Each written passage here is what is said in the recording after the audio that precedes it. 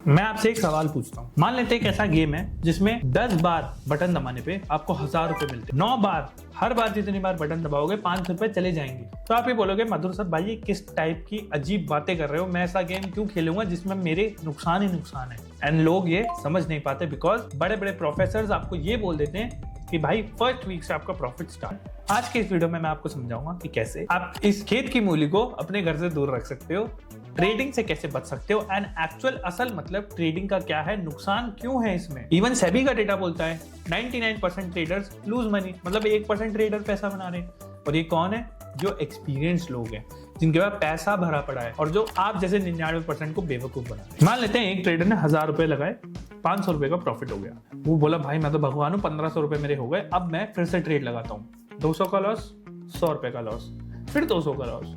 और तीसरी ट्रेड के बाद इंसान सोचता है भाई मेरे 500 कमाए थे, 500 चले गए, 4 में से अगर मैं एक जीत रहा हूँ तो अगली 4 में से भी एक जीत सकता हूँ, तो क्यों ना इस गेम को खेलता रहूं। एंड जीत तो होनी है, पैसे कौन से मेरे नुकसान में हो गए, 1000 के 1000 पड़े हैं ना।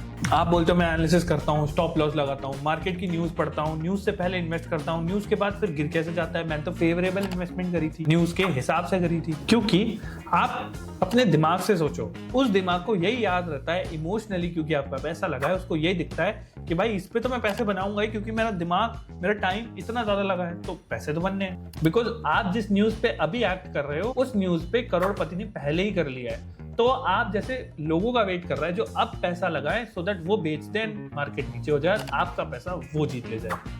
हमेशा ध्यान रखना, आप हारोगे तो कोई और जीतेगा, ये विन विन कभी नहीं होता।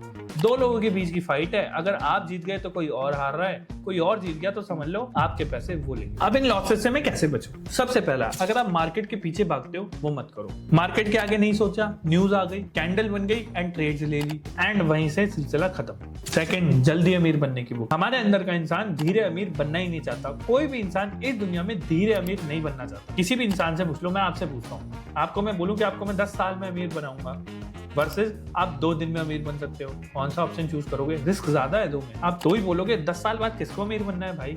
तो कोई स्लोली अमीर बनना ही नहीं चाहता, यही तो प्रॉब्लम है।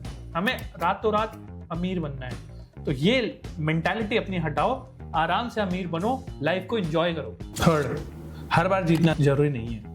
ये भी समझो कि लॉस एक ट्यूशन भी हो सकता है, एक ट्यूशन फीस भी हो सकती है। जो नुकसान आपको कुछ सिखा जाए वो भी वर्थ इट है, पर बार बार सेम गलती करना वो बेवकूफी है। इस चीज का ध्यान रखो, अपने इमोशन से ट्रेड मत करो।